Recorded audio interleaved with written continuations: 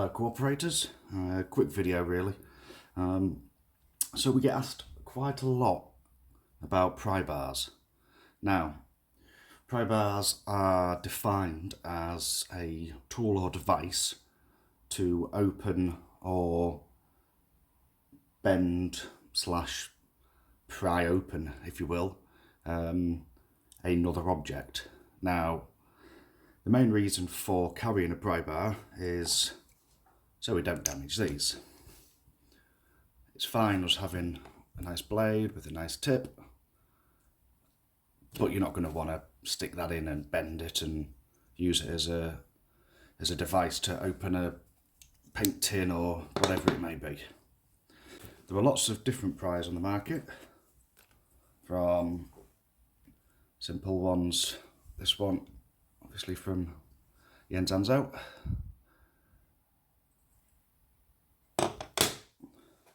to different pries have different uses.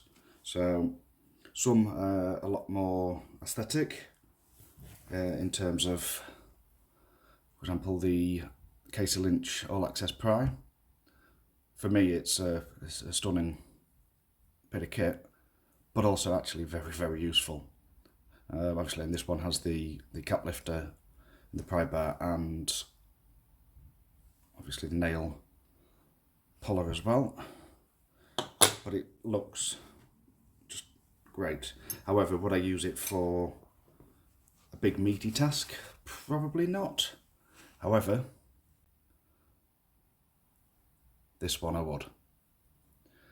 Now this is from one of the founders actually who makes these. I'll put all the links below. So this is a Quick Stop, and his pry is proper tank like. That's been used, abused, and has never ever failed. Another big pry is the Zackwood, and this is the Z-Wear pop and pry. Again, this one, it's a weighty, solid bit of steel. This thing will not bend if used for prying. However, they don't obviously all come in large sizes. There are smaller ones for keychains, bits and bobs like that. This one even has the addition of a smaller screwdriver just to the bottom. Also from Quick Stop is the smaller version, the stubby, and again that will hold up to all sorts of abuse. But then there's also custom made ones. So this is from a company called Nutter Grinding Metal, and this was number 24. So you can then put them to suit your own needs. A very nice guy in Italy called Matteo graciously gave me one of these as a gift. I'm very thankful.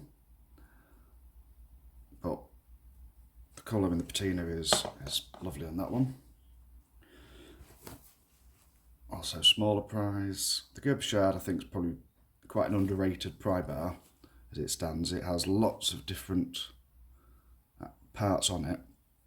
And when I first got into EDC, this thing was with me a lot.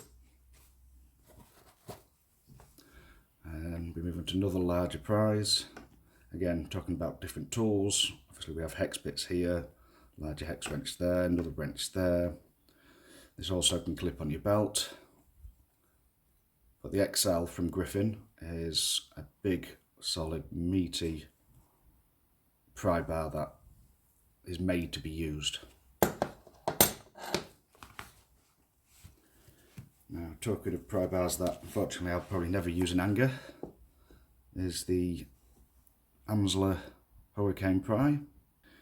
The finish on this is beautiful.